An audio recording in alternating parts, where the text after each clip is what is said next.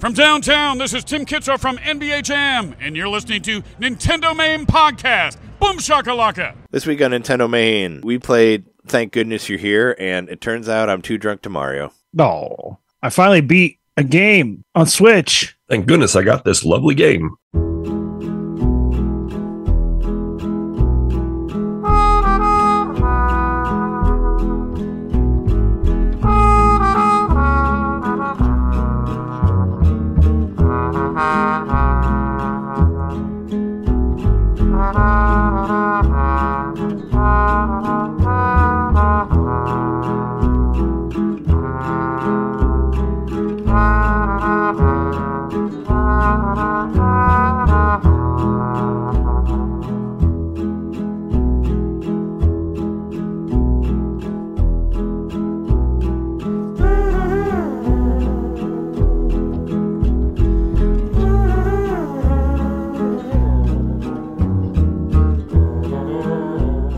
Welcome to NintenDomain Podcast, episode 433. Your place to hear Nintendo fans with COVID talk to you about Nintendo games. That's right, you might hear my voice is a little fucked up, and the "my" that I mean is your host, Trey, quarantined in the basement Johnson.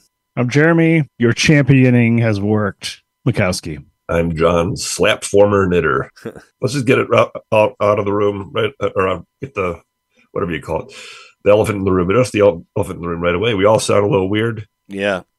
Well, Trey and I sound a little weird. Jeremy sounds normal. But we went to Galloping Ghost this weekend for Jeremy's bachelor party. Yeah. And, well, many of us walked away with COVID. Yeah. Went to the stupid party and all I got was COVID. Worth it, though. Worth it. It was fun. It was fun until I found out I was sick. Yeah. It would have been great if nobody tested positive for COVID afterwards. It would have been a better, let alone basically better experience. Yeah, it's been a whole fucking thing dealing with it back here too. Because like I got work, but there's people at work that don't like it. That people can work when because like the CDC has cleared people a lot earlier than it used to be to go back to work. In fact, as long as you're masked up, you're good, pretty much. I mean, the CDC pretty much said like.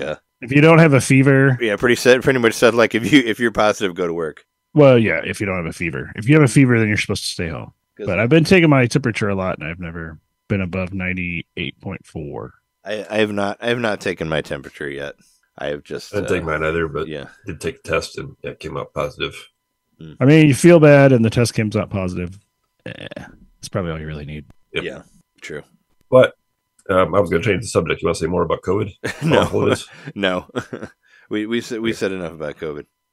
So we alluded to the fact that we had Jeremy's bachelor party this weekend. We will get more into that in a later special episode. But for right now, we'll talk a little bit about it maybe. But the bulk of what we played and all the stuff at Galloping Ghost, the great time that we had, we'll save that for a later time. Yeah. It could be its very own episode, so it will be. And hopefully by then we'll not feel like shit, but hopefully we won't forget all the stuff that we did at Galloping Ghost. Maybe I'll feel like shit, and you guys will feel great. We can just do a whole flip-flop. Yeah. But, I mean, I'll talk more about it because my nickname was Quarantined in the Basement, so there's more to that. But before we went to Galloping Ghost, John ended up buying a game that came out last week. Yep. We talked about it. We talked about it coming out. Thank Goodness You're Here. That's correct? What the name is? That's right? The name of it. Yes. And I've seen. I watched John play it at my house here, and we all kind of watched you play it at the hotel too.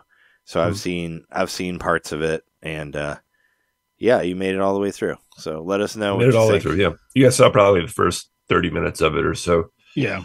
But overall, like, man, I love this game. This is way high on my list for this year. If you're not aware, basically it's like an interactive cartoon, but it's not like an FMV. It's like a mix between interactive cartoon and adventure game. But at the same time, I feel like I've not played anything quite like it, even though you could say a lot of people are saying it's a bit like Goose Game. That's really the closest comparison, but it goes a little further in some ways than Goose Game does. And just the overall presentation, not to knock Goose Game or anything like that. The overall presentation of this game, as good as the other game was, and this is from the same publisher, I believe. Yeah, it's the same publisher, but not developer. But you can. What's cool is you can actually get them as a 2-pack on sale. So if You get them as a 2-pack. Yep. If you don't have a Goose Island or whatever it's called, if you Goose don't Island. That's a beer. That's what I need right now. Yeah. No, if you don't have the Goose game, you can buy it with that for.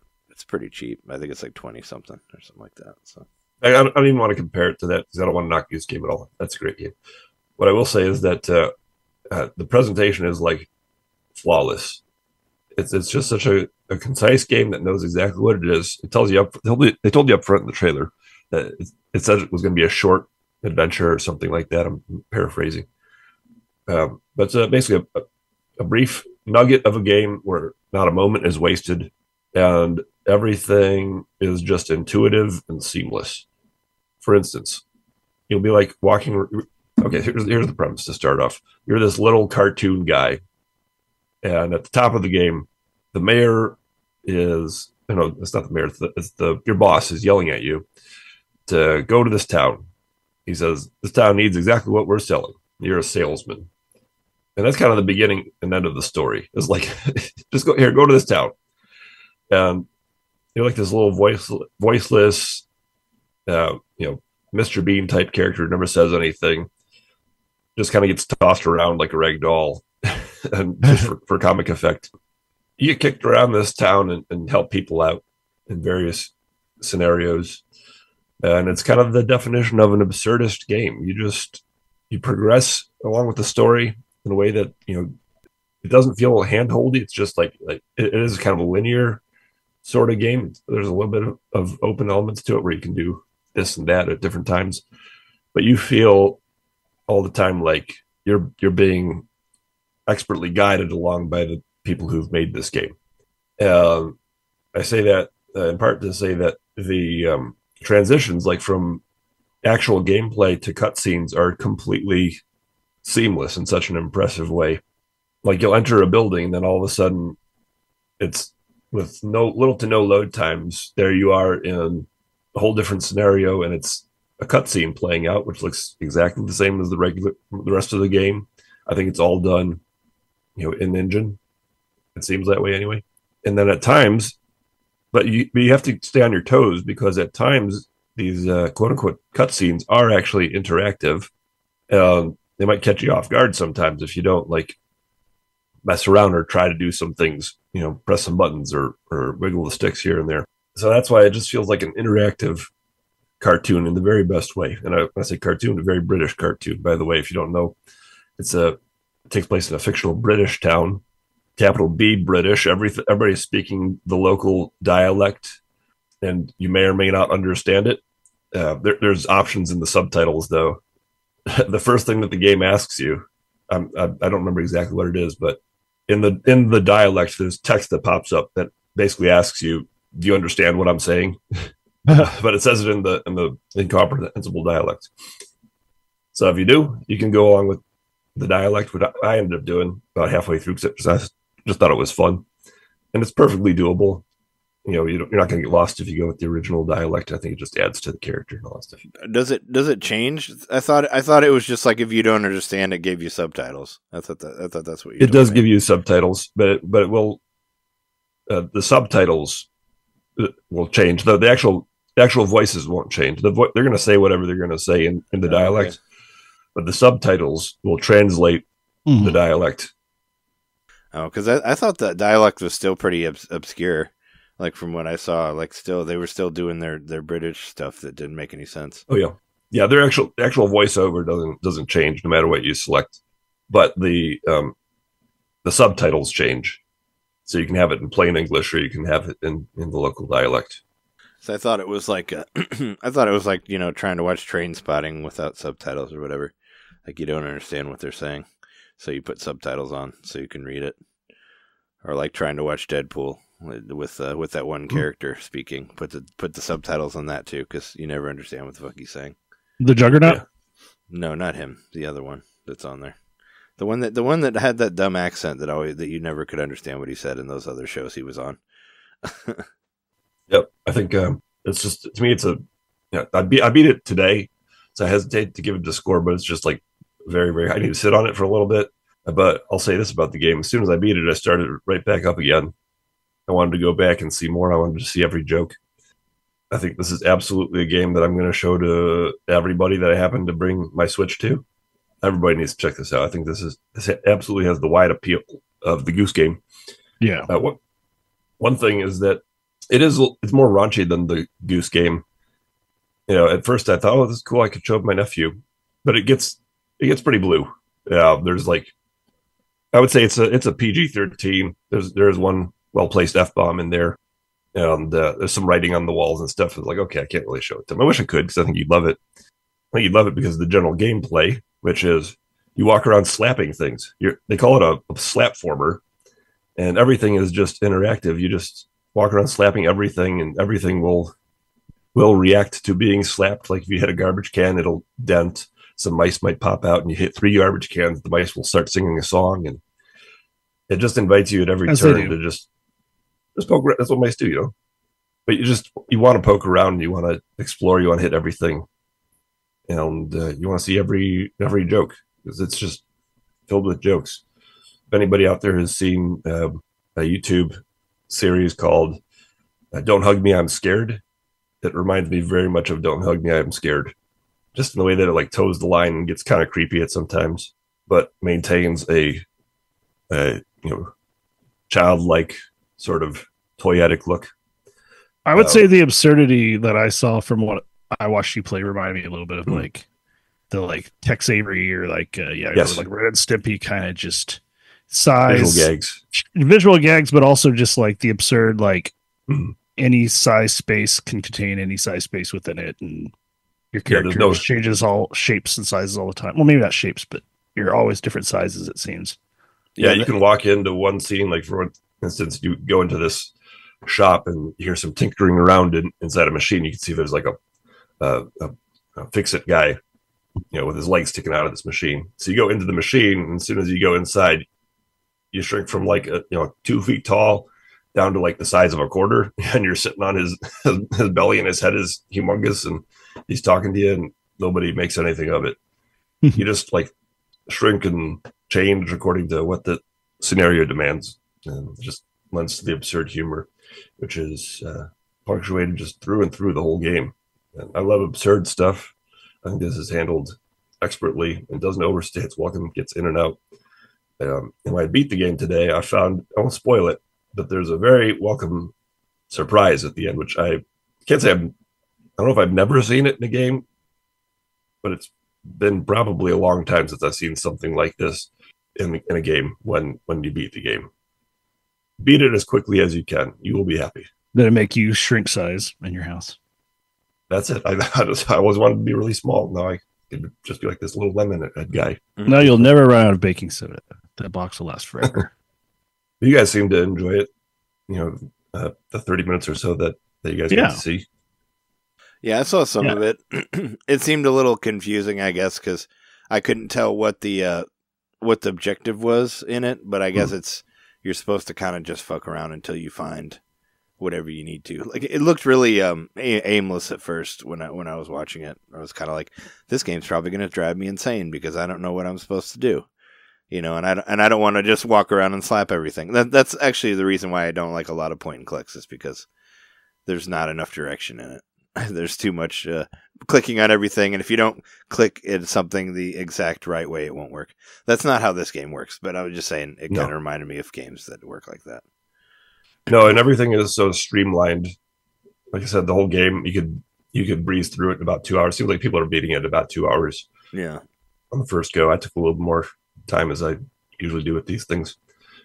But you can, you feel like, although you don't have a narrative purpose beyond, hey, help these people out, you just feel like an invisible hand kind of like nudging you this way and that way.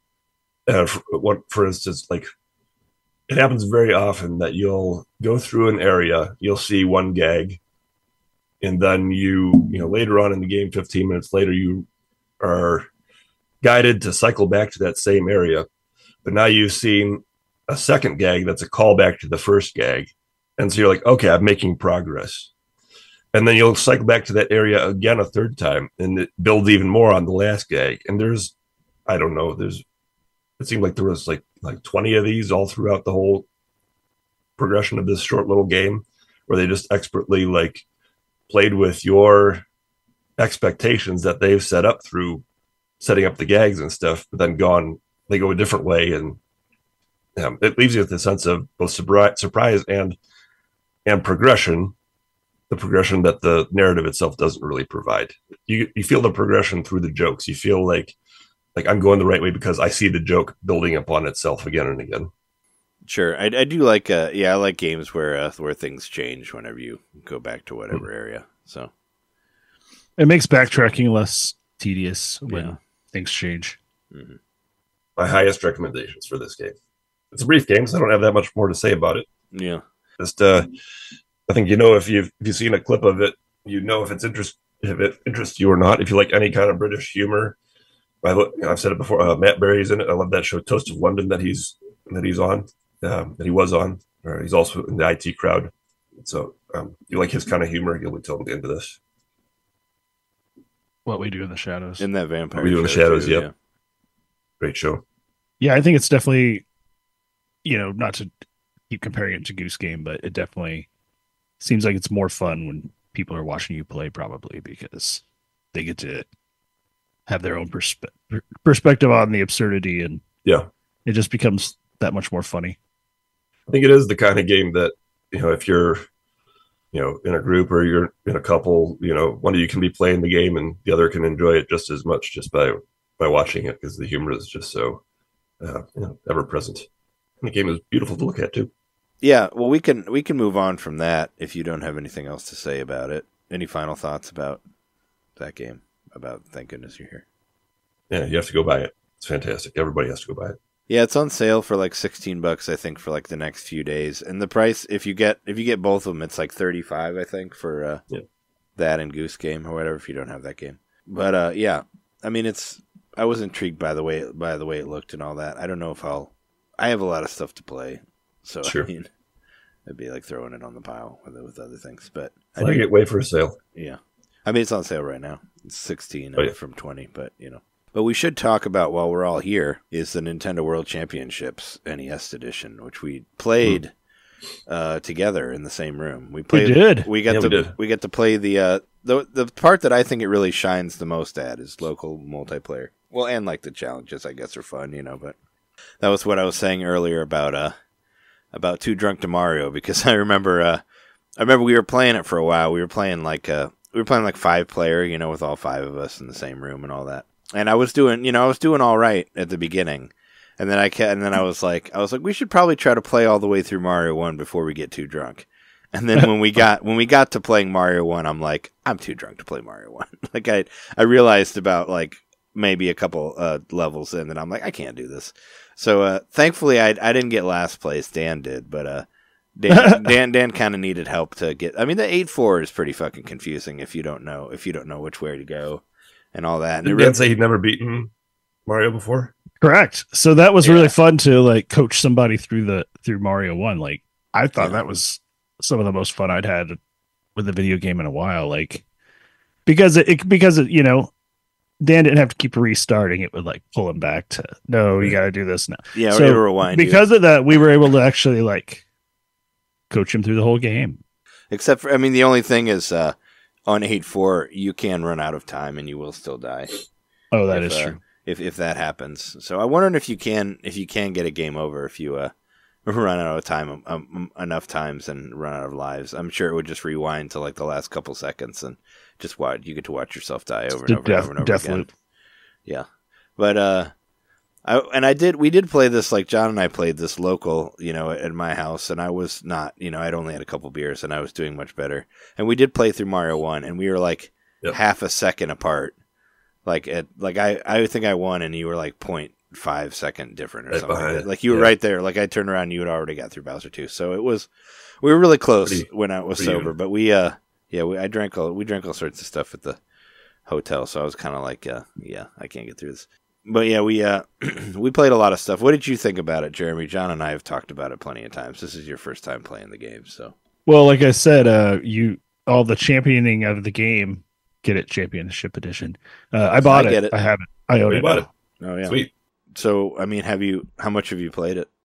I got it yesterday, and I worked all day yesterday, so I got home at like 9:30 or whatever.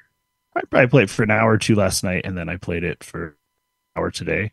So I've gotten through all of the Mario Zelda 1 challenges, and I think I'm on the last one on Mario 3, and I'm almost at the end on Metroid. I think I'm second to last on the Metroid challenges, but I've just been kind of going through and trying to knock them all out as I go. And then I've played the championship mode or whatever, the world mode, which now I get that it's like you gotta like The suck with ghosts. the challenges more often. Yeah. Mhm. But it's just like 4 challenges, so it's like I just keep going back to those and trying to improve my time. And I finally got S rank in the Mario 2 like drop one.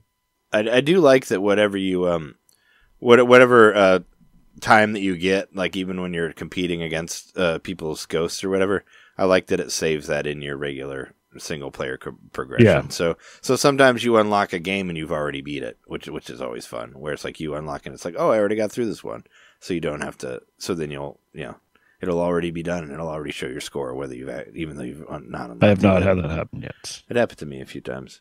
But they'll give you they'll give you like 4 challenges. And have you done like the multiplayer stuff where you play with like 7 other ghosts? I did. I only did that one time and I got first place. So for the I was like, silver. well, I'm just gonna stop. Yeah, for the silver. Yeah, try gold. I never was able to get first on gold for anything because it's I felt like I makes you didn't good try on that that. hard and I got first on silver. So you're probably right. Silver's pretty easy. Yeah. It depends depends on depends on what the challenge is, but silver, of course, is the easier part, and they'll also throw easier, ghosts at you for that. So that's why it's not as hard. But I know I had a lot of fun with it. I think the 5-player mode was still more fun than anything I've done with it since I've had it. Just all 5 of us were on the level. We had played the NES. We knew Dan being a little less familiar, but had still played the NES enough to know what was up. I thought we were the right crew to give that 5-player local a try, and had a ton of fun with it. Yeah, I think it's at some of its strongest with the local multiplayer. I wish it was more. There was more to it, but who doesn't? Yeah.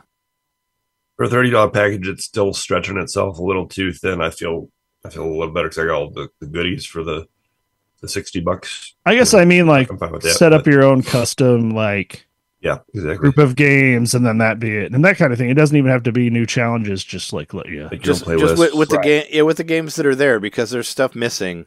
Like I said, like you don't get to fight Mother Brain, from Metroid. Like that's not, you don't even see her. Yep. She's not even in it, make somebody get like 100 lives or whatever in Mario. There's like all this stuff that's just kind of skipped over that it would be cool if you could actually kind of like just take the game apart and be like, all right, let's make a challenge based around that. Or even like make your own, like even take the challenges that are in there and make your own like set to play other people with. Like you can't even do that.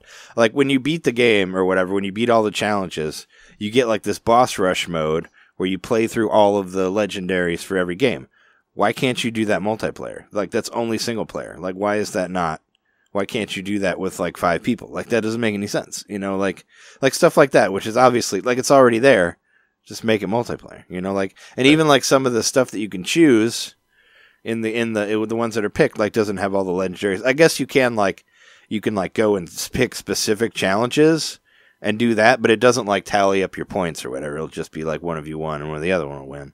And it also doesn't keep track of like how many people have won, like for the whole thing. There's just like a lot of like really easy stuff they could have put in there that would have made it like more playable.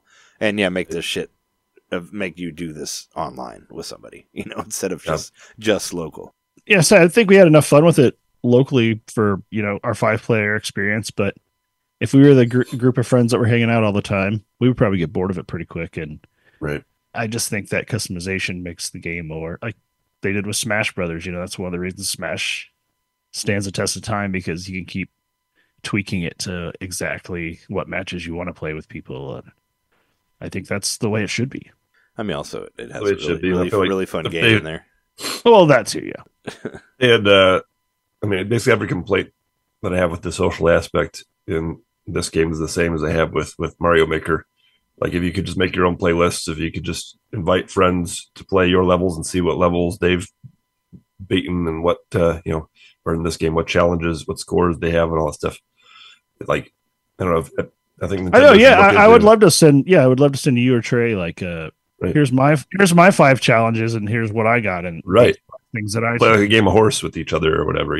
I would like to at least see your times. Like it would be great to be able to see your friends' times, and be like, oh, like hey, this is what that is. Like I said, you can do this on. I need to step up my game in Mario 2. Trey keeps picking up those turnips faster. Yeah, I think my number one hope for the Switch 2 is that Nintendo implements greater social features such that these games don't have to be like, oh, some of them have them, some of them don't, or even worse, most of them don't. Just like create some kind of infrastructure system that's system based that the games can plug into at their choosing to be like, oh well, you can make playlists, you can take a little section of this game, and you can challenge each other and all the stuff that we're talking about. I think that would be great.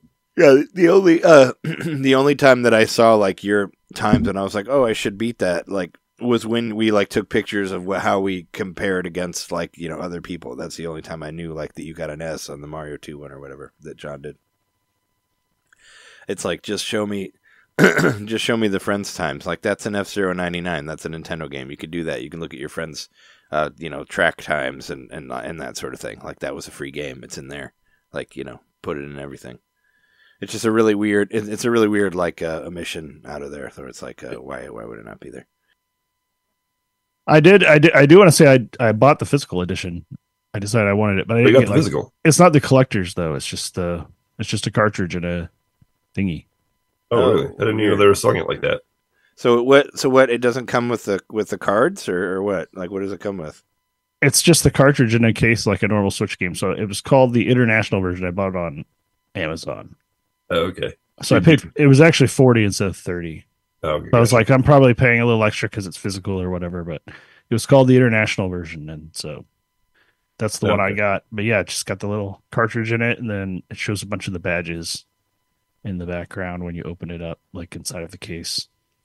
But it doesn't have like the cards for the games and all that. No, there's no feelies, as they say. Weird. I haven't tasted the cartridge yet, but I'm sure it tastes bad. Yeah. So you must have ordered it a while ago then it already got here. Or you must have bought it on. I ordered it I ordered it the night we played it. Oh, okay. Yeah. So was it a drunk order? So it might have been a little influenced. It was directly influenced by playing it with y'all. By the alcohol, yeah. You'd be like, I could get this. Well, that too, yeah. Maybe the COVID. Maybe the COVID in the air took control of my shopping brain. Maybe so.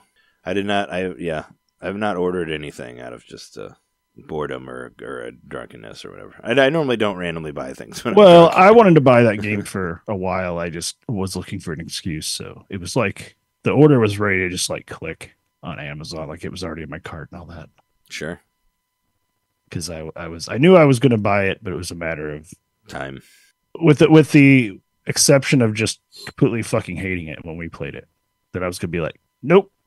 But when we played it, I liked it. I really liked it. And I especially liked it playing with the NES controllers. That was the best way to do it, without a doubt. I still haven't played it like that, but I like it the way it is.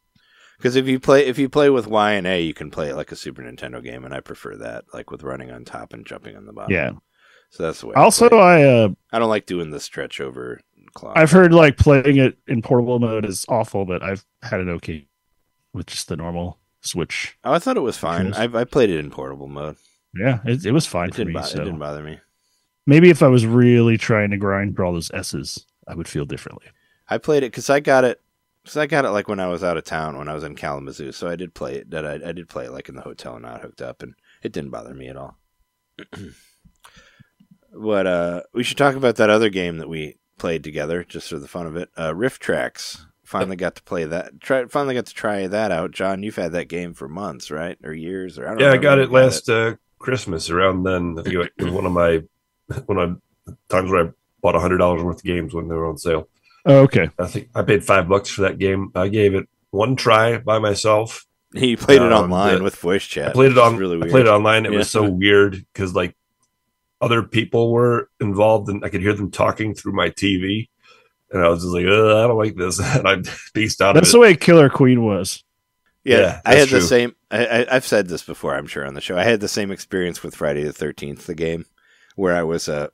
playing with somebody online. It was at some young girl's sleepover or something like that, and they sounded very young, and they were talking about whatever, like teenager stuff, and I was like, this is weird. Like, I don't need to know about how much you love Sean or whatever the fuck you were. I don't even remember what they were saying, but it was just like they sounded really young, and they were all like, Man, that's the atmosphere of like, aren't they at like a summer camp? You know, aren't they talking about boys? It's like, actually, that's perfectly appropriate if you're coming to murder these young Well, girls. I mean, they were all giggly and stuff, and it wasn't like, the only time you could chat with people is when you're the campers. It's like, I'm not. If you're Jason, you're just by yourself and you don't hear what they're saying. And he don't talk. But it was weird. Yeah, it was just really weird. I was like, I don't want to do this.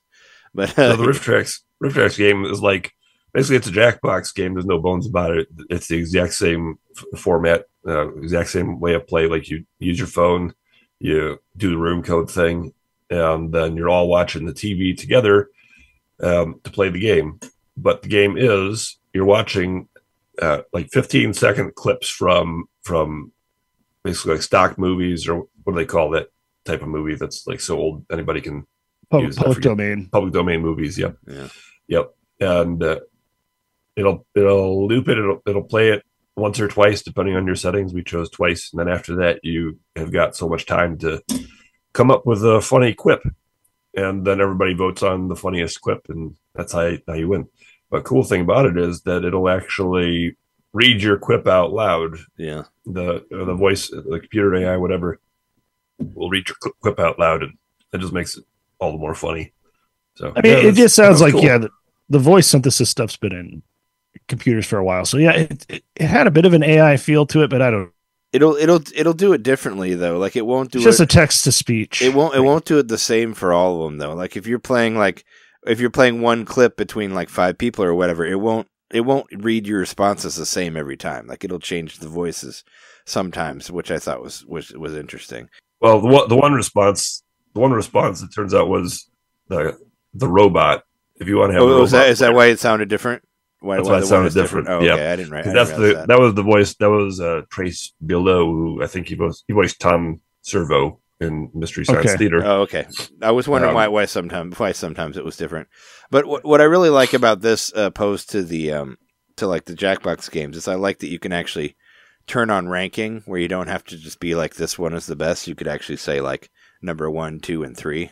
Like for different things. I wish they would put the way all voting should work. They should put that in Quiplash or whatever. They do that in some of the Jack games, but it's mostly just for like wherever the bonus points are. Yeah, but I liked that. Like it's where you could rank them and still be like, and then you would still get some points if you got all second places. You could still get a lot of points from it. So I was also really fun. Yeah, I was also much better at that when I was sober than when I was drunk. But whatever. When you play those games and you're drunk, you just put whatever in there and just be like, hey. I don't know. The sound effects were really fun once I figured that out. Yeah.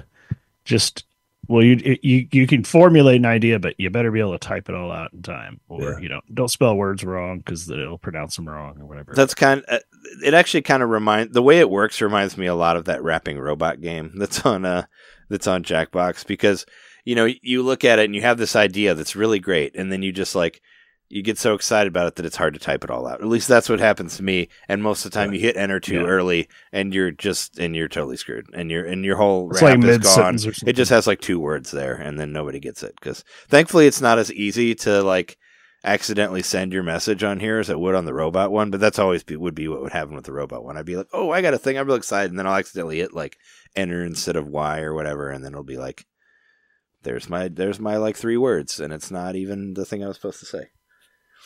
So it kind of reminds me of that. But yeah, you got to keep the amount of time in mind, and whatever. But it ended up being a lot more fun than I thought it would be. Like we had a good time just playing with the 3 of us, with Jess and at the room as well. So it was a good.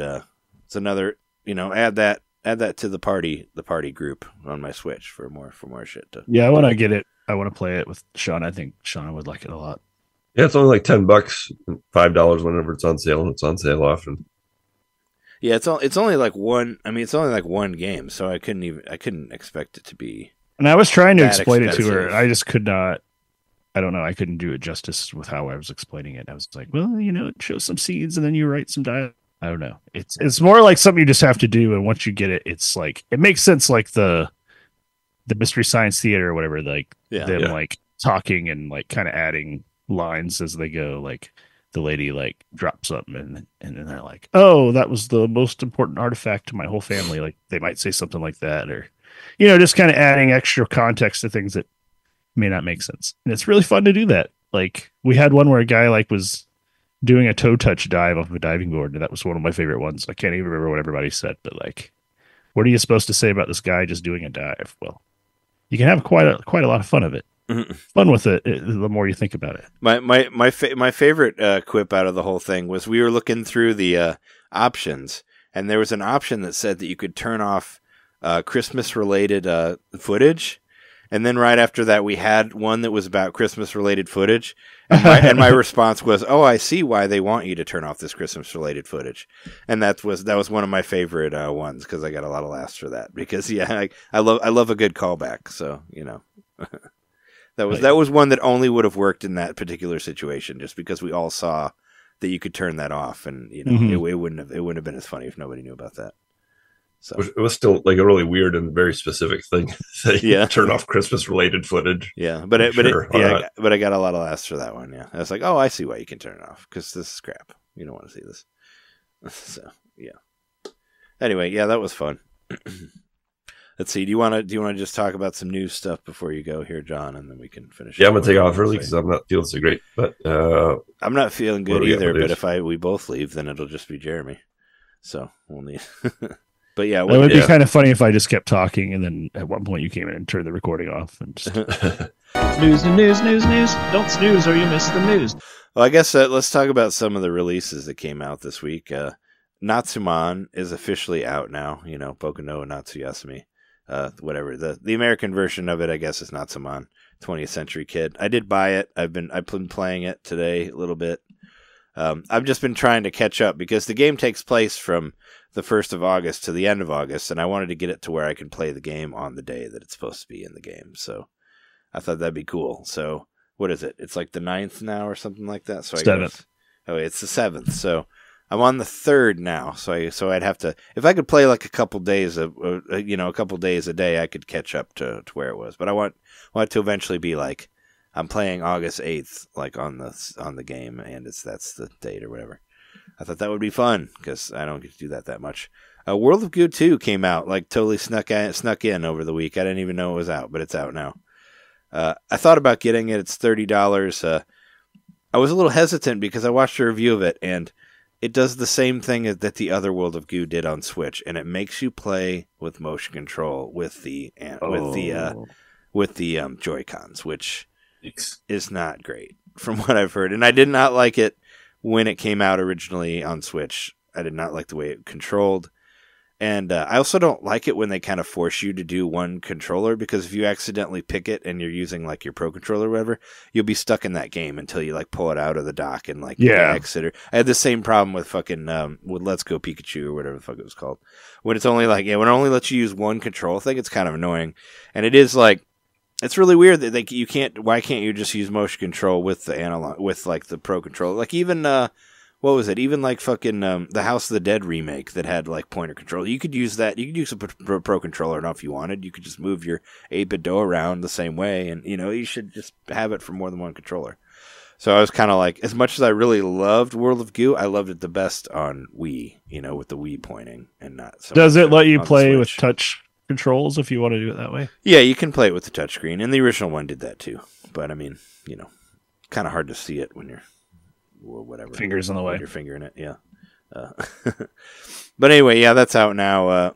I do want to play it still, just because I heard it's really good. Aside from all those things, it just kind of sucks that you got to play it with your Joy-Con. This game called Other War, which was actually offered to us from I got a code from Wiretap Media.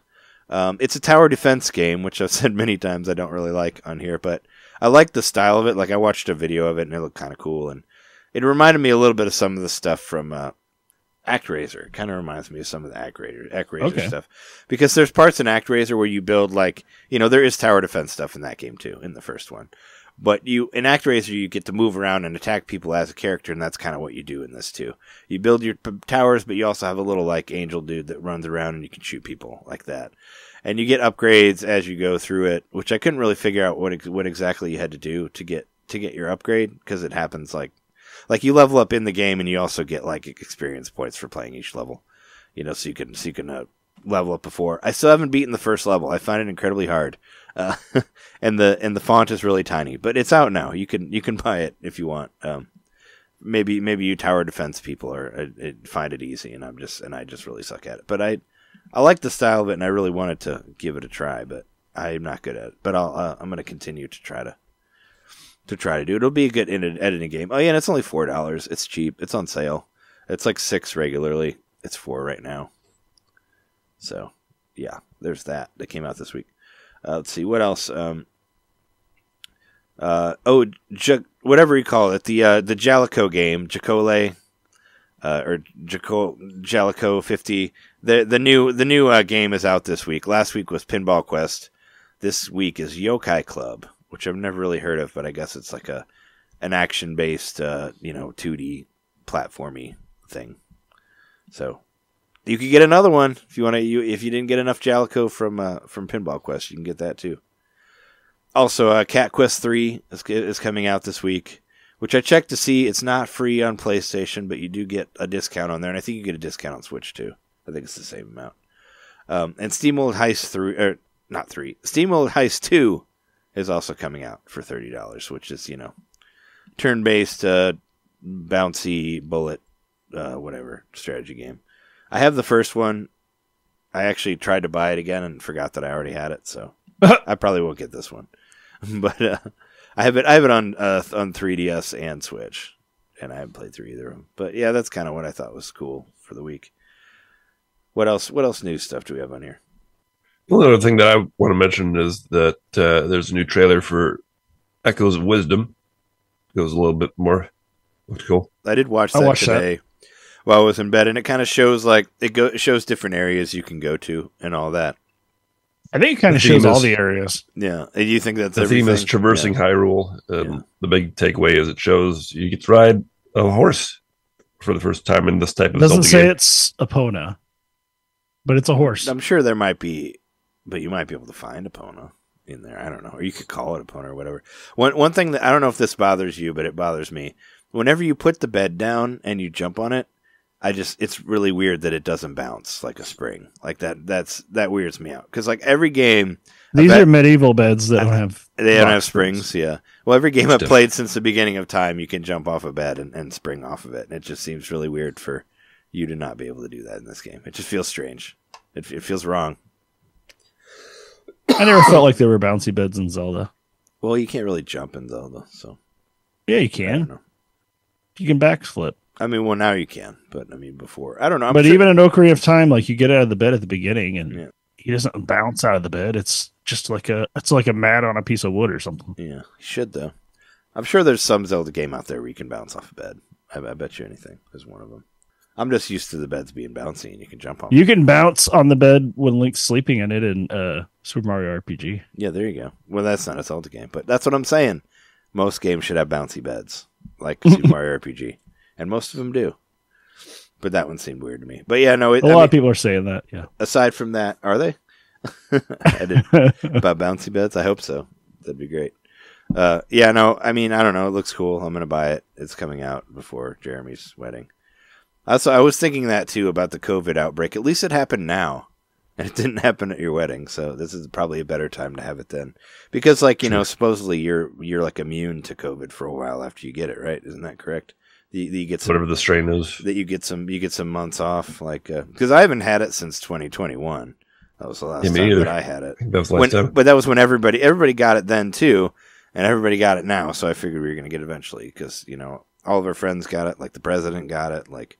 People on podcasts I listened to got it. Everybody was getting it. It was really going around. So you should have put your masks over your ears if you're listening to this. Yeah, it's going to hit you eventually. So I mean, it's probably better now than the wedding. That's what I'm saying. Get it out of the way now. At least I don't have work till next week, which I should. Did you see there's a county in New York that passed a law like you can't wear a mask inside? That's you can stupid. you get like a huge fine for it. Is it? Oh, wow. Is it like Florida? Is it within Florida or one of those? It's in New York. Red states. I think it's Nassau County. Oh, weird. I mean, if we want to pick off some voters before the election, I guess that's a good way to do it. That's what happened in 2020. Oh, yeah. Oh. Anyway, what else we got on here?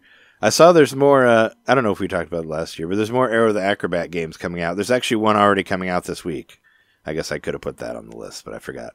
But Arrow the Acrobat 1's out, but 2 is coming out like soon, if it's not out yet.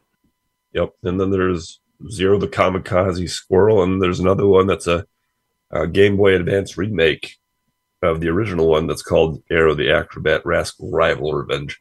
Nintendo Life made a good point. Like, why aren't these games all in one package? Doesn't that seem to make more sense? I don't know. Maybe they think they'll sell more if they release them for like $6 each or whatever they're. I think they're like, what are they, like $7.99? But I think they're on sale for like $6. I think they're $5.99. No, they're more than that. Or no, okay, yeah, you're right. $5.99. It's on sale for $4.79. So it's $6. But still, I don't know. Maybe they think that people won't buy it as a collection. I don't know. No idea. But yeah, it is weird for them to release them separately. Maybe they wish that Virtual Console still existed and that you could still do that. Maybe so. Maybe they're trying to find the true fans. I mean, I almost Acro heads. I thought about getting one for a second just because it was so cheap, and I got like $8 in gold points. But I'd rather. I mean, I'll use it for World of Goo 2 or something else. Let's see what else. What else is on the list here that you want to talk about? That's all I really wanted to talk about. Really? Yeah, that's it. What about Sunsoft Collection? That's coming out soon, too, or next month, I guess. I'm not entirely invested in it, but we'll see. What about the death know any of the games of Game Informer? Oh yeah, Game Informer went under. The magazine that I always hated because they were so anti-Nintendo. They're done. Weren't they basically just like were they and like GameStop just kind of holding on to each other for dear life? Well, Game Informer was a GameStop magazine, right? Because if you had the GameStop Pro, I don't think it always was, but not always. I think GameStop bought them like 10 or 15 years ago. They always seem the same to me because you would get copies of them from having like the Pro membership from GameStop. GameStop would always push. So I thought it was subscribe to Game Informer. Yeah, but I mean, I remember this one. I remember about Game Informer was reading it while we were in Kentucky together, me and Jeremy, and they were very mean to Nintendo back in the day. Like they were very anti-Nintendo, and I was like, "Fuck this magazine." So that's what I thought about Game Informer. So I stopped reading it. But at the same time, they should not be closed, and people shouldn't lose their jobs and all that stuff. Yeah, it wasn't a very high quality gaming magazine. I'm going to say that. I'll just say it. Yeah, but I did get, I got the GameStop Pro thing, and they did, they sent them to me until they stopped sending them to me. They kind of just stopped sending them, and I was like, what happened? And they're like, I don't know. What's your address? I gave my address again. They never sent them to me. So there was like a long time there where Are you Game Pro or just a Game Joe? Where I was paying for the membership and I wasn't getting the magazines. And I'm like, hey. Oh, then you're Game Schmo. Yeah, exactly, right. They were schmoing on me. But no, it's I was like, where are my fucking magazines at? Yeah, they got closed down. Also, sounds like it was super rapid. Like, yeah, it was just another one of those like horror stories you hear about any kind of print media now, where it's not like there's writing on the wall, but it's just one day you just don't have a job anymore, and like the CEO is. I mean, that's a lot talking to anybody. Well, and even like. I mean, nothing is safe. Like it seems like especially if you work in the games press, like even if you do. Not to mention, I hear even you work for IGN or whatever, deleted they like the might drop you entire too. archives too. Like they. Oh yeah. They did that at the same time. They were like, let's just delete everything too at the same time. Yeah, that sucks too. So like you lose. Well, it's like Disney Plus, delisting the Willow show and stuff like that, where it's like, hey, I worked on this show. Can I see it? No, it's not available. They took it off. Why not tuck it away at some corner of the GameStop website and just be like, hey, this is an interesting thing. Another thing they could bring people to the GameStop website, but GameStop doesn't do things in a smart way. I'll tell you one more thing I saw this week. So GameStop released a statement saying that they're doing a pre-order bonus for Echoes of Wisdom, which is going to be a felt poster. Cool. Except for in the notice, they said, pre-order the game now. And the link to pre-order went to Nintendo's eShop, not to their own damn store. Like, what are you doing? I mean, but GameStop does own Game Informer as of right now, and GameStop is barely hanging on. So, I mean, like... They were given new life by Stock Bros. I'm just saying, like, I figured that they were dropped because GameStop is, is pretty much dead anyway. So, I mean, that's why, why they had to shut that down, because what do they have? Yeah, they can't even point people to their own website. So they're a little confused on that. So yeah, there's that. Also, video game actors are planning on striking soon, so that'll be fun. Apparently, it's only for projects that haven't started yet, so we probably won't see any of the repercussions of that until. Get ready for the big Ubisoft game that has like all the AI like actors in it or whatever that they were talking about, because they were one of the first big companies to like talk about how they wanted AI NPCs that'll like respond to you based on what you say to them or whatever. Well, I thought the strike was against AI. I mean, I'm sure it is, but I'm saying that's actors. like, why hire real scabs when you can program scabs?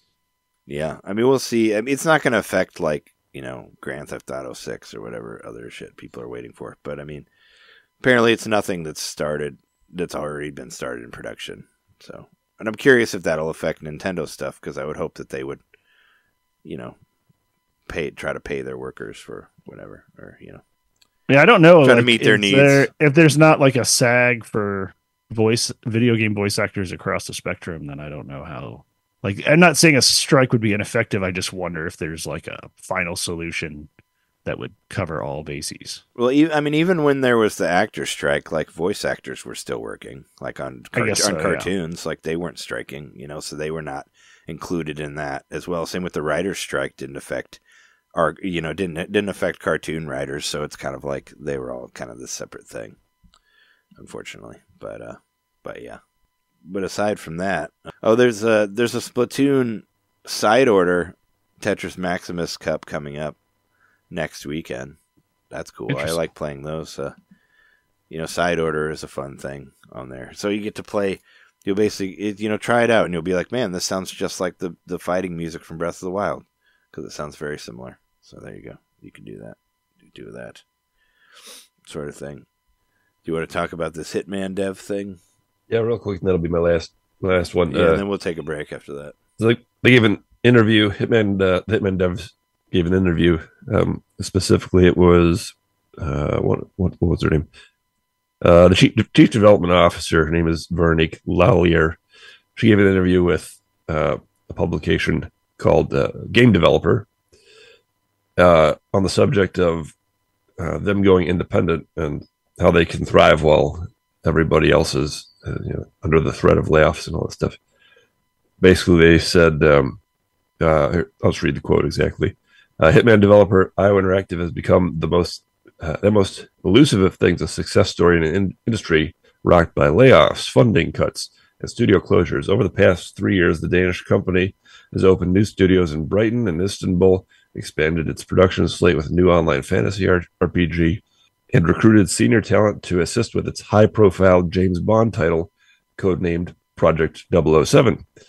It achieved all of that while supporting the growing Hitman world of assassination, which continues to attract players by the bucket load, as evidenced by the over 150,000 daily active users that logged in recently to take out Conor McGregor. Those were actually all like unlicensed UFC fighters. Oh, yeah.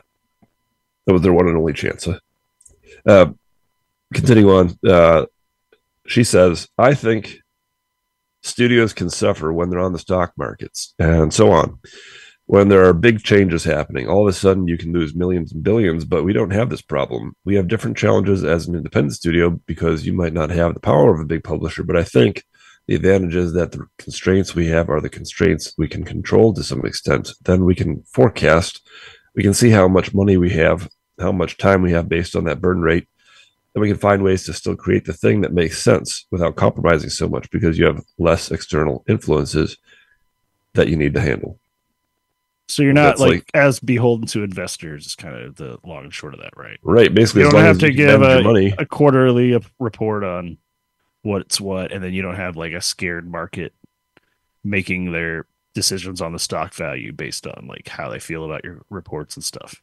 Right. You can take more bigger risks, and you can operate in a way that, this is me just saying though, operate in a way that your team agrees upon. The several dozen of you, or maybe a couple hundred of you, who are actually in the building working on the game, and not somebody off on Wall Street or whatever saying, well, this type of game doesn't make any money, you can't make that type of game anymore.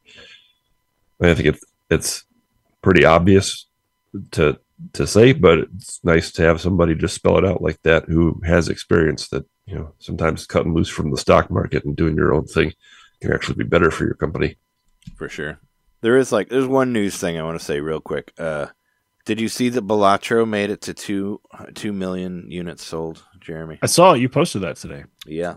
And they're going to give us free DLC next year in 2020. 2 million. That's a Balatro Games. Yeah. I'm wondering what that, maybe it'll be like more decks or something, but that's pretty cool that they made some money off those games. I mean, which makes me wonder why we still haven't seen like the mobile releases. Like, I guess they don't need to if they're selling like hotcakes. I mean, some people buy it on multiple systems, like one of us from this. As soon as it's on iOS, I'm buying it day one. Yeah. When it's not like whatever that shitty version the is. knockoff, right? But yeah, I think that's good for news. And John's gonna deck out of here because of sickness. And I will be back Jeremy and I will be back after the break here. So stay tuned. Stay tuned. See y'all next week. See you next week, John.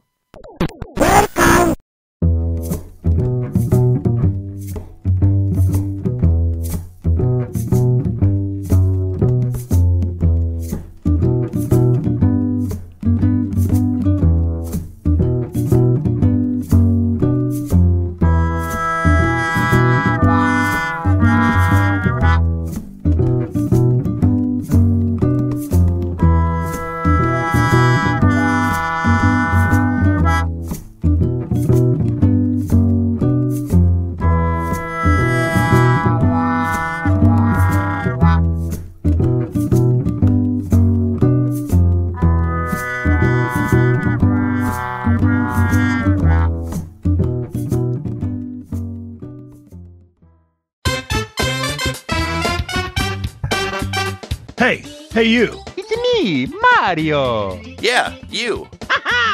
Subscribe to our Patreon to hear our bonus shows, which happen every month. I'm tired. Tired of all the big corporate podcasts spoon-feeding you the same old video game news on every single show? Spaghetti. Ravioli. Then expand! With NintenDomain Expansion Pack. It's us talking about old games that were important to us. It's us interviewing people that we meet at conventions. And heck, it's live shows from those same conventions. It's basically everything you could want that NintenDomain ever made. Here we go! And it's just $1 a month. That's less than a bad indie on the eShop. It's $12 a year, which is less than Nintendo Switch Online. Thank you so much for subscribing to our Patreon and supporting NintenDomain. Just go to patreon.com/NintenDomain podcast and, hey, Mario, let go. Whoa! He's throwing us back to the show. So long, Bowser. Patreon.com/NintenDomain podcast. Game over.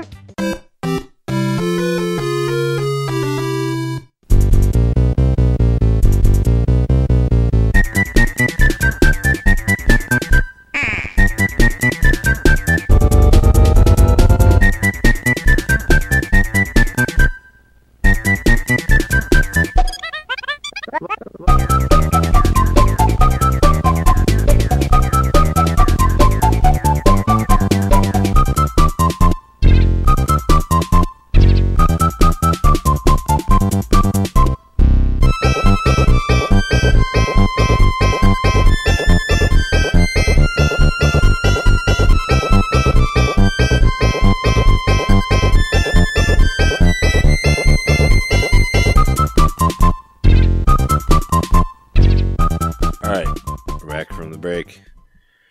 Let's see, what else? I think I had a couple things to talk about stuff we've been playing, which I think I forgot to say that part. I'll add the thing anyway in there somewhere. I said that my my middle name was Quarantine in the Basement because I've been quarantining myself in the basement of our house here to try to keep Jess from getting sick, and they're not sick as far as right now. They've been getting negative on the COVID test. They've been testing regularly. Yeah.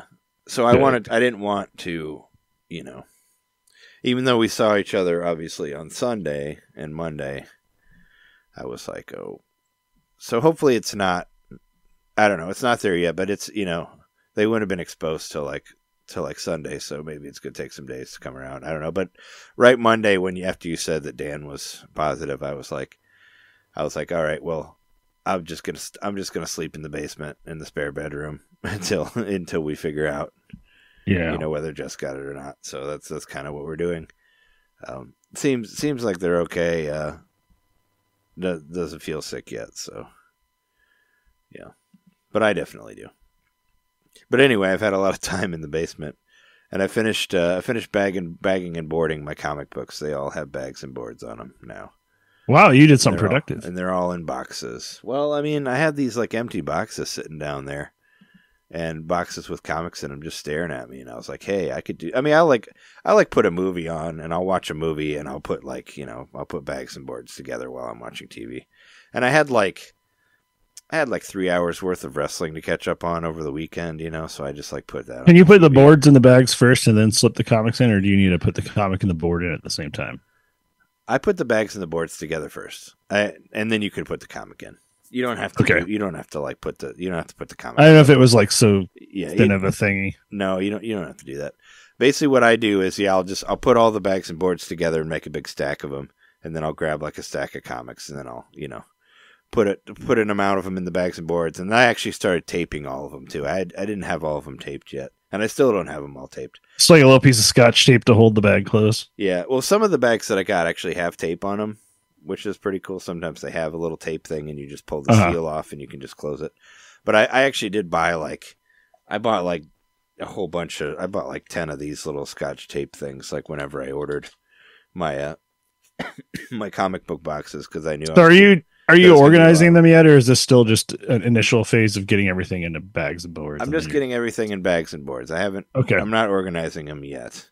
I mean, I'm organizing them kind of within the box. I'll put the series together in whatever order they're in. You have all your Archies with your Veronicas and stuff. Yeah, I mean, there's 2 boxes that are just my weird kid shit. That's Archie comics and Turtles and all this other shit that won't be in other boxes. So they can be in there. I would say that those are done because everything else is. There's a little enough that you can just Marvel stuff, yeah. But I found the comic book adaptation of Mortal Kombat 4. That was cool. There's some video game related stuff there. I didn't know I had that, so I found the comic book adaptation of Mortal Kombat 4, and it had a whole bunch of video game ads in it, of course, because it was produced by Midway. And I've been taking pictures of video game ads and just posting them on Twitter for the fun of it. So I got a bunch of them from various times, and it's all my comics are kind of stored by whatever age I was or whatever time it was that I was collecting them. And the ones I was looking at was 2002. So these are ones that I bought from Chicago Comics in Chicago when I first moved here. And it just kind of blows me away that I still went out of my way to try to collect comics for however long, even though I just moved to Columbia and probably didn't have much money, so I remember you tried to hold the torch for it though. You were. I mean, I bought less and less, obviously. If you look at the stuff I had when I was in high school, when I didn't have any bills or anything, I collected everything, most of the DC and Marvel stuff, and some indie comics as well. But when you see when I go to college, I get less and less or less series. And then when I used to go to Brainstorm, I started off just getting one series, just getting Fantastic Four, and that was it. And then I would maybe add another one on top of that. I made it down to just one series. So that was the one I tried to collect the most But yeah, I can see it like, oh yeah, I still managed to get most of these Amazing Spider-Man comics or whatever, and when I was living in Chicago. So that was kind of interesting to look through that shit. But yeah, no, I was I'm gonna do something while I'm stuck down here. So I put all those comics together, and they're all in boxes, but they're not organized. The organizing that's gonna be a long process.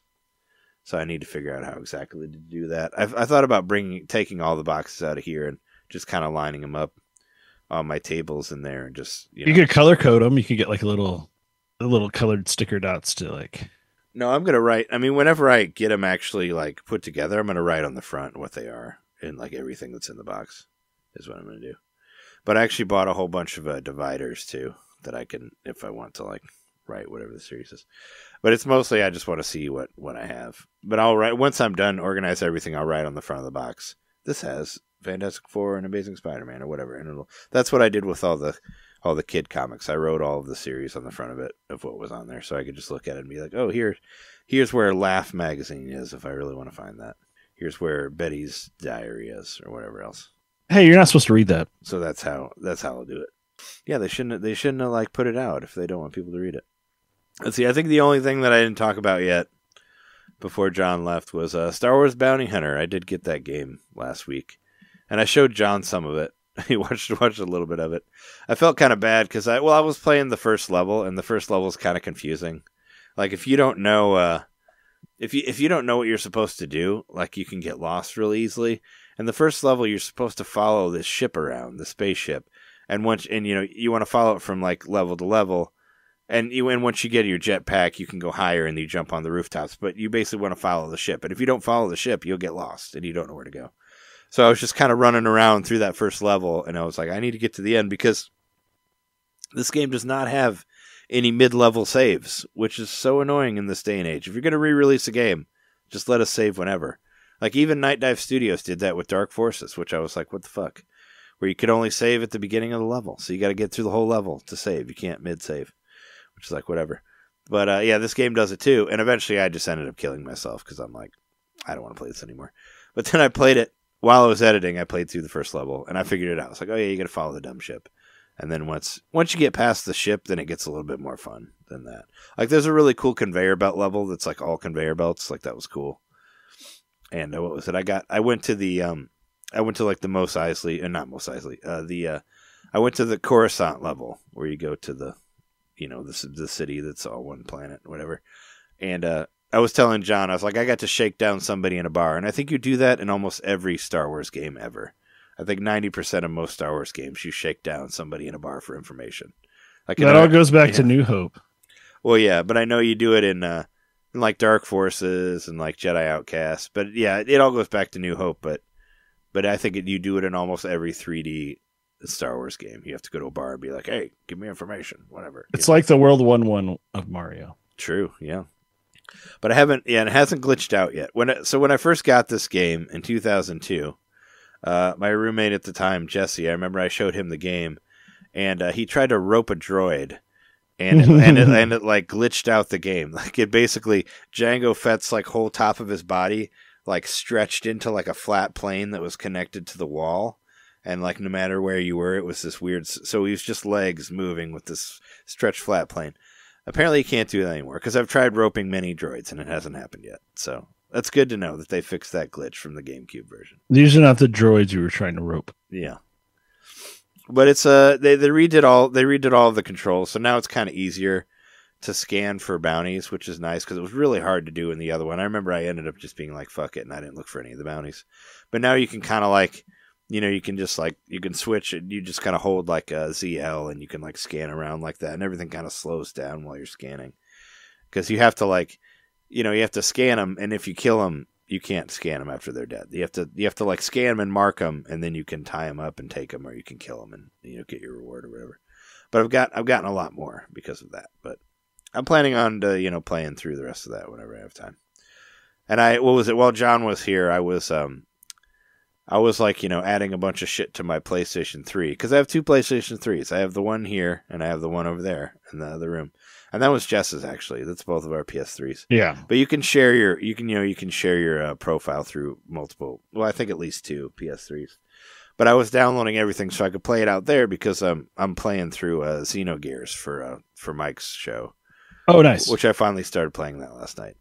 I know I'm a little bit late on it, but yeah, that's a weird ass game. But it was made, it was made by the people who did Xenoblade, so that's obviously why I'm interested in it, because that was the same creator who got to, was I think he was working. Well, he worked on Final Fantasy VII in some way, and then got his own project with Xenogears, which was really good, but they kind of ran out of budget, and I guess the end is just paragraphs describing what happens because they ran out of money, but but it's good so far.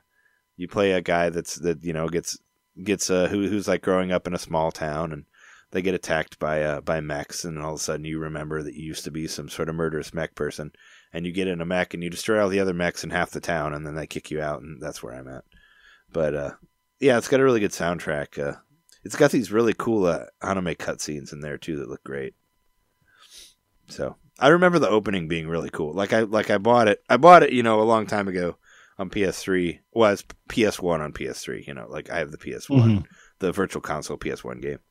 And I remember playing the beginning of it, and I remember that I forgot how you save in PlayStation 3 Virtual Consoles, because you have to so you download the PlayStation 1 game, but you also have to start your own save card emulation, and if you don't do that before you start the game, you can't save. So that's what happened to me the first time. I played through an hour of this game, and I found out that I couldn't save because I didn't start the fucking card thing that you have to do on the regular menu, and you can't leave there without closing the game. So is that just that game, or is it lots of games? That's all of the virtual console games. So is there a separate program that's running alongside that you have to make sure is open pretty much? No, you just have to start a card, but if you don't start a card, you can't save. So you just have to be emulate a save card for PlayStation 1 games, and all of your PlayStation 1 games will use that card. It just needs to be turned on. But if you don't turn it on, then you can't save. And I think I hadn't played because my PS3 I lost it died at one point where I lost all the games, my my hard drive wiped itself, and I lost all my stuff, and I had to re-download all. But I wrote a whole little thing about it on our NintenDomain blog podcast app or whatever website. You can find it on there. But I remember when I tried to open up my PS3, everything was gone on there, and I had to re-download everything again. So I re-downloaded a bunch of stuff, but I'd never played any of the PlayStation 1 stuff again, and I forgot that you had to turn on this specific save card thing. And if you don't turn it on before you start the game, you can't save. So if you happen to have a PS3 and you download stuff, you have to do that. But because I was playing it on Jess's one, actually, there was already a card opened on there, because it still has the one save when we were trying to play through the Chrono Trigger version on PlayStation 3 or PlayStation 1, which has really bad loading. But at the time that was the only one we could play, and it was on sale or something for $5, and I was like, here, check this out. But they did end up playing through the DS version later. But I got Marvel vs. Capcom Origins on there because you can still download that even though it's not delisted. Well, if you already bought it, you can download it. And I was fucking around with that. I hope that the Marvel vs. Capcom collection that comes out has all the shit that you can do in there, because this one has all these different achievements and stuff. It's throw a projectile 100 times, or win however many amount of matches. So it's all these different things that you can do within one match, and it'd be really cool if they did that in other games. I doubt that they will, but this one had a lot of shit to do with it. But yeah, and I download a bunch of other shit on PlayStation, but that's what I've been doing. Aside from coughing and sneezing and, feeling like shit. Isolating in the basement, receiving your meals on a tray. I don't know how you've been eating. Well, yeah. I've been going up. I'll go upstairs at night when Jess is asleep and make something. Or I'll actually, since I've just been making soups, I'll just put it on a plate, and I'll take it downstairs and microwave it in the microwave down here. Oh yeah, you do have a microwave. I've been doing that. But for dinner, Jess has been making dinner and just put it at the top of the stairs, and I'll just come up and get it, like that. Well, I'm sorry. I don't know. I didn't say it when John was on the show, but I do feel kind of bad, even though I'm happy we all hung together. Yeah, I didn't want that to be part of the bachelor party. That was definitely not. Yeah, that wasn't. Yeah, I mean, I didn't think it would be. Obviously, I mean, none of us did. But I mean, but I have heard about a lot of people getting COVID, all over the place. So I was kind of surprised I hadn't got it yet. So it's bound to happen, is what I'm saying. and it just had to happen from that. And we were in a pretty super spready kind of environment. Well, I mean, we were all in a car together. Like that's yeah. there's no way that it's not going to happen if you're all in a car with the windows down, like or windows up. That's what it is. And we were in the tiny hotel room, and we were all in a hotel room together, and they were in a packed arcade. Yeah, and we were all playing X-Men together, or whatever. So, but I mean, like I said, it's better that it happens now than later, I guess. At least I'm not like in the middle of a bunch of work shit or whatever. Like, at least there's some. I was supposed to do a thing on Friday, but it went away. But I just really hope Jess doesn't get it. That would make me very happy. Well, we were trying. We were trying our hardest to, as far as I. It's kind of like flipping a coin at this point, though, because. I mean, it's not like we weren't in contact Sunday and Monday, so it's like exactly. Yeah, so it's like I was just hoping. Like once I found out about it, so I was like, well, we got it. I'll sleep downstairs, sleep in the basement. So at least we have that. At least we have this area where I can just, I'm pretty happy though. It. I mean, it sucks, but within like 5 minutes of Dan texting me about it, like everybody knew and it all responded to me, and you know what I mean? Like, yeah. At least that's good, I guess. I wasn't communicate so quick. Yeah, I wasn't. I was like, "Fuck!" I was like, "Oh my god!" I was not. Yeah, I mean, it wasn't. That's not good news. You wasn't that. Really, and especially like I saw Dan sent me a text message, and I had like sent some pictures and stuff to like a group chat and all that. I was trying to get like sort of wanting to like start archiving all the photos and stuff we have, and so I was like, "Oh, what did Dan send? A cool photo?" Oh shit! Yeah, it was a picture of a COVID test reading positive. Yeah, did he feel bad? I guess he felt bad, right? Oh, he absolutely did, and he was like, "Please get a hold of everybody." He felt bad. I mean, he felt bad like Monday, right? Well, he said, "I don't feel that bad physically, just a little sniffly or whatever." Yeah, but I mean, he's out of work for a couple of days more, so he's being very cautious. Yeah, I'm not. I haven't. I did mow the lawn today, even though it was rough, but it's really the grass was really high. It needed to be mowed. Yeah, I need to mow so bad. So, and I didn't want to wait because if I don't do it today, then I won't want to do it tomorrow, and I won't want to do it on Friday either. So I do it every other Wednesday, and I just was it needed to be done. So I did it anyway. It was hard, but I still did it. I thought maybe the sun might help me or something. If I got some fresh air, I thought it might help. Some radiation might help. Maybe inject some bleach. Might help clear me up. Shine light in there, No bleach injections. Well, getting back on the topic of games, just because, we don't want to be too gloom and doom, but, it's 2024. We're still dealing with this shit, with the COVID shit. But I bought NWC, obviously. We know that, so I don't need to talk a lot about it. But I will say, I just want to repeat that I'm having a great time with it. And definitely, even though I paid a little bit more for it to get the physical version, I'm happy I did because it's something that I liked. I don't know. It's just a little oddity. Like, are they going to make more of these? We'll see. But it might just be a little oddity cartridge that I have. So I like it. But one game right after not right after I got back, but it was shortly after I got back. I was like, I got to finish WarioWare. I never finished WarioWare Move It. Yeah, I thought that was kind of random that when you said that you would beat WarioWare. I was like, oh wow, what? Well, I threw it on, and there were only 2 levels left to beat. I had beat everything else, so I was like, oh, I guess I just abruptly stopped, and I know why I stopped after I got to the 9-volt levels. And I would just want to play the 9-volt levels, and then I kind of stopped. Oh yeah, but I went back and I finished it, and it was pretty fun. I really liked the last boss was really fun to play, and it's kind of funny because Shauna was there in the room with me, but she was working on something else on her computer, and I'm like, you just missed me doing this most bizarre dance over here. Yeah. And I'm kind of happy you did, but at the same time, I thought it was strange while I was doing it. I didn't hear any laughter or anything. I was doing my best to emulate the on-screen movements of those dancers. Yeah, nobody's seen me play that. Well, except for you. I think you saw. I showed some of them when you were here, when both of you were here. But I played that. I played the WarioWare alone. And sitting down too for some of them, if I could. Yeah. Well, mostly I just was like, I'm just going to do this. I just got to finish this. So yeah, I got my I finally finished Move It. It took me way too long, but I did. I played some more Rhythm Sprout, and I Cool. actually beat the level I was stuck on and got a couple more levels into it. But now I'm on another hard level. What Uh, what part is it? Like, do you remember what the whatever the story is? So the one that I beat that I was stuck on was the elevator, and then I played another level after that, and then I think it's the level after that where you're like going down a path, but you're fighting a bunch of different enemies. And I think I'm like getting to basically the final enemy, and it's just like wrecking me.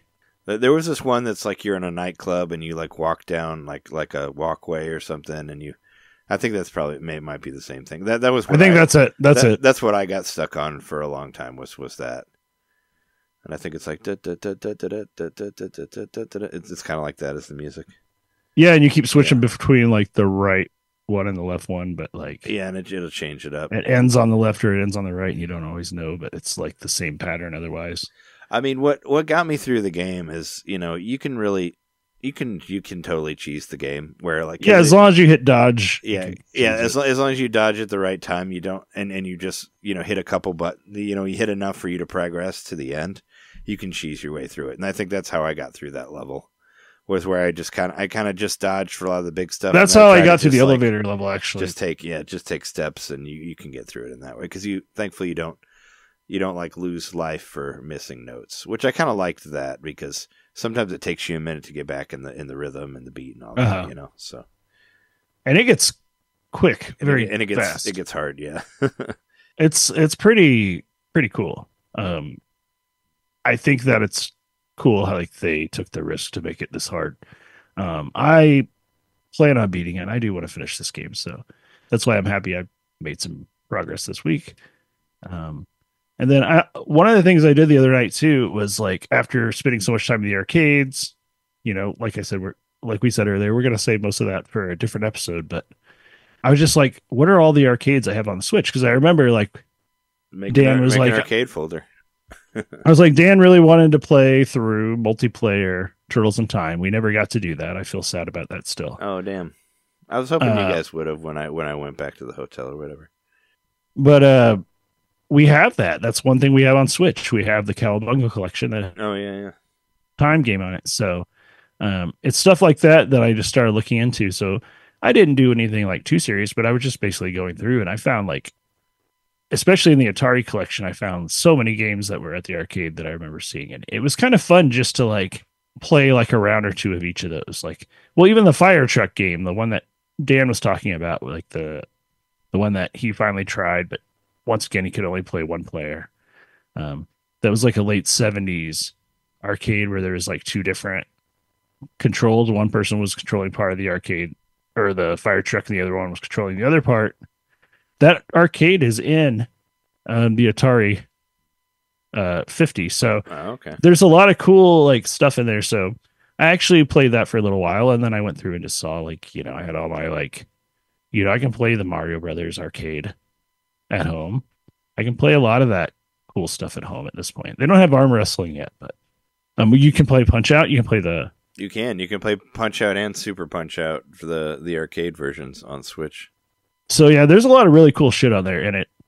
I don't know, maybe just an inkling of an idea of maybe trying to build a Switch arcade cabinet at some point. I probably won't, but I do think that would be, if I was going to get an arcade, that's what I would want to do. Like, instead of getting those little mini ones, it would be cool to, I've said it before, you have to have like a thing that you could just pop your Switch into, and then it was an arcade. Like, that would be, if somebody made that, I'd be interested in getting it. Because there's so many things you can play on there, especially fighting games. And it would be cool to just like, pop it in there. And especially if you were doing it, you're docking the Switch straight in there, and then your controls are hardwired. Yeah. And it has then you wouldn't have to worry about lag and shit. Yeah, and it would have like its own like, whatever pad on there. So I don't know. I'm pretty happy about the Switch in retrospect after this weekend, because man, I already have so many, like, I'm feeling like a little, bittersweet about missing the arcade, of course, in spite of the COVIDs. And I'm like, I miss it. I want to go back right now, but I have a lot of arcades on my Switch, and including a lot of the pinball machines. I can play on my Switch as well. So Oh yeah. it's pretty fucking cool how the Switch has all that stuff on it. And in fact, I already own a lot of it. I don't even have to buy it.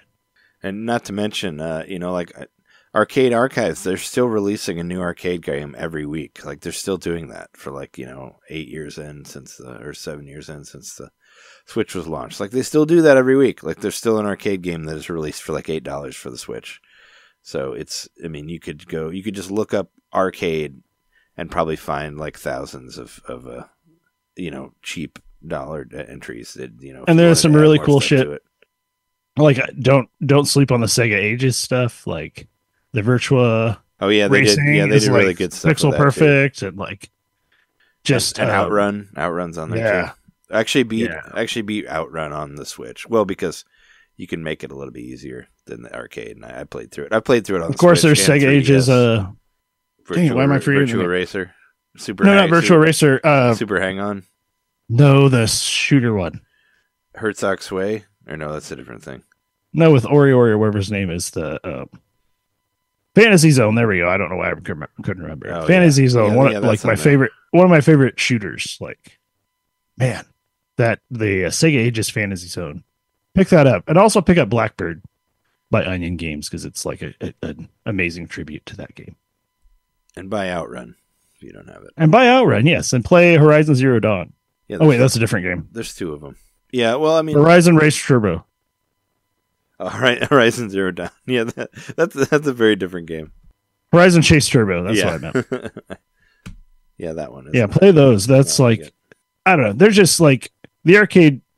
Going to the arcade just like reignited my old school feel because lately I'm so fixated on PS5 and obviously the Switch has had a lot of really good games, but even those games have been super duper forward thinking. So it's kind of nice to go back to the arcade and be like, this is like the literal digital crack that people were like spending all this time doing this back in the day. And like, I kind of like that. I kind of want to get back into that feeling just for the sake of appreciating the genre and where it started, and where it's come. So for that reason, I'm going to play more of those silly digital arcades on my Switch. That's one of my things I'm making a promise to you as a listener and to myself as a talker.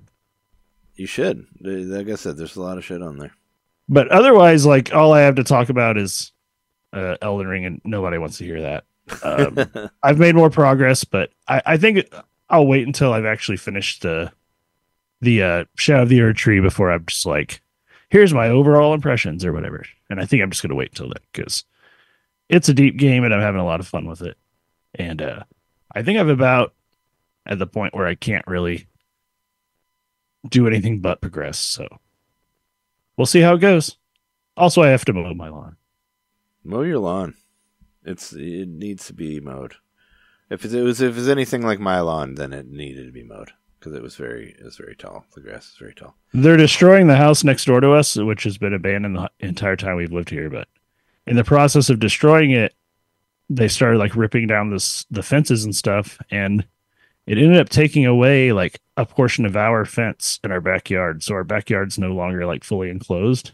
There's like this portion of fence that's just gone.